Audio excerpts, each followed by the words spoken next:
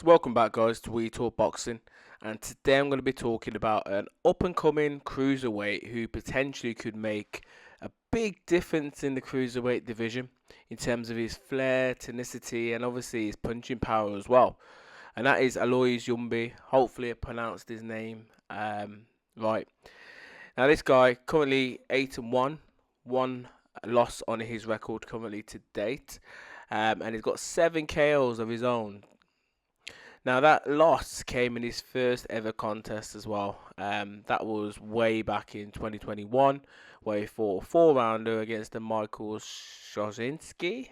Okay, again I probably butchered that, but he lost on points in a 4-round fight. Since then, he's pretty much gone on and knocked pretty much every other opponent out, barring his last opponent, and that was a Berardi, okay, which he fought in August this year, and that was a 10-round contest, but he won it quite comprehensively on all 3 judges' scorecards to win a version of the IBO Continental Cruiserweight belt, which was vacant at the time. So, yeah, he is a prospect. He's got a big KO percentage according to BoxRec as well, but he's quite tall as well for the weight, 6 foot, 21 years of age, orthodox fighter, fighting out of London as well. Got a decent following. They call him the Animal as well. So this guy hopefully can maybe go on to do some decent things. Now, in terms of other prospects around, not prospects, but other people that are currently fighting, got big power, that are in the game, and who is a cruiserweight is a Richard Riakporhe, and we know what he did against Crispin Smith. Obviously, that was a very, very disappointing performance when he fought against Crispin Smith because he got his head boxed and didn't really let his hands go. So it's not all about power in the game, it's about skill as well. But the fight that I watched with Aloys Youmbi versus Berardi, he had some good technical skill. The only thing I'd probably say that was a little bit disappointing is that he was always looking for that big shot.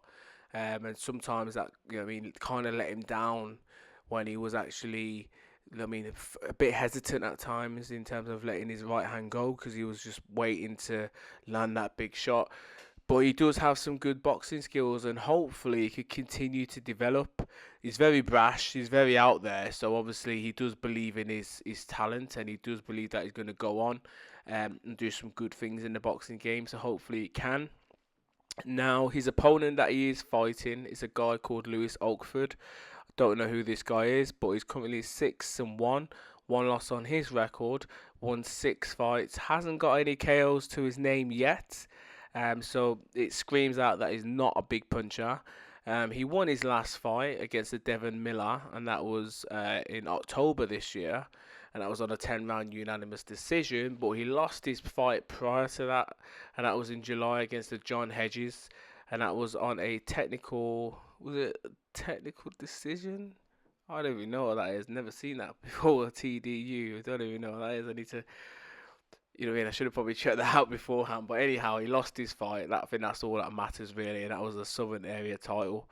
So yeah, I do believe he'll come through this guy. He probably stopped this guy, Youmbi. Probably stopped this guy within the first couple of rounds.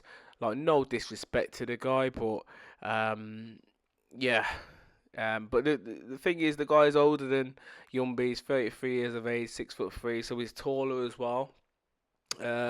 Hasn't got more experience because in terms of fights wise, Youmbi's got more experience in fights, but I just don't. I think this guy's probably just a journeyman sort of thing, kind of get me in there just to have a fight. So can't really see him being, can't really see him being in trouble with this fight, and no disrespect, but.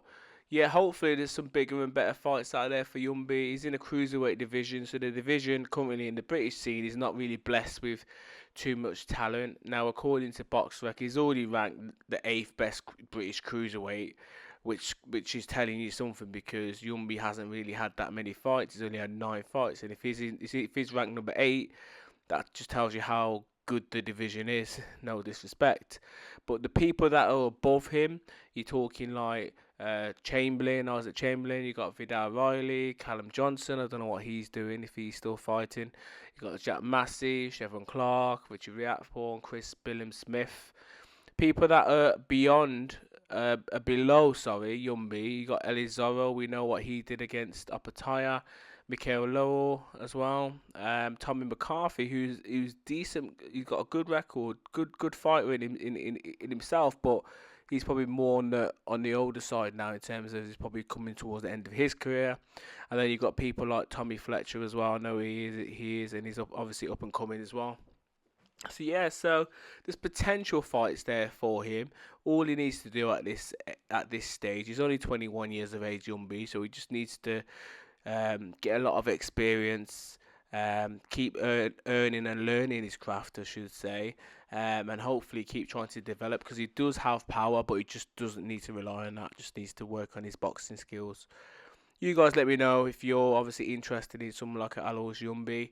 Have you watched any of his fights? Do you think he could go far? And are you watching his fight this weekend? As always, please subscribe and comment. Let me know your thoughts. Bless.